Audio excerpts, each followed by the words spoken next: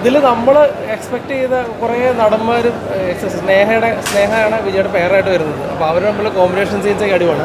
പിന്നെ ഒരു mission impossible item ആണത്. തിയേറ്റർ എക്സ്പീരിയൻസ് ഐറ്റം തന്നെയാണ്. കുറേ സീക്വൻസുകളൊക്കെ അത് റിലേറ്റഡ് ആയിട്ട് വരുന്നുണ്ട്. ചേസിങ് സീനൊക്കെ ആണെങ്കിലും സൂപ്പർബായിട്ടുണ്ട്. പിന്നെ പ്രഭുദേവയുടെ ജയറാമിൻ്റെ ഒക്കെ പെർഫോമൻസ് ഒക്കെ തന്നെ കണ്ടിരിക്കാം. പാസം ഓഫ് കോഴ്സ് പാസം വിജയ് പടത്തിൽ വരുന്ന പാസം തന്നെ ഇതിലും വന്നിട്ടുണ്ട്. ഓവറോൾ കൊള്ളാം. ഇത് DH ടെക്നോളജിയാണ്. എനിക്ക് തോന്നുന്നു സൗത്ത് ഇന്ത്യയിൽ ഫസ്റ്റ് ടൈമാണ്. ഹിന്ദിയിൽ നമ്മുടെ ഫാൻ എന്ന് പറഞ്ഞാൽ ഷാരൂഖ് ഖാൻ്റെ പടത്തിലാണ് ഇത് വന്നേക്കുന്നത്. പിന്നെ ഇത് വർക്ക് ചെയ്തേക്കുന്നത് നമ്മുടെ അവഞ്ചേഴ്സിൻ്റെ ജുറാസിക് പാർക്കിനൊക്കെ ചെയ്തേക്കുന്ന ആ ടീം തന്നെയാണ്.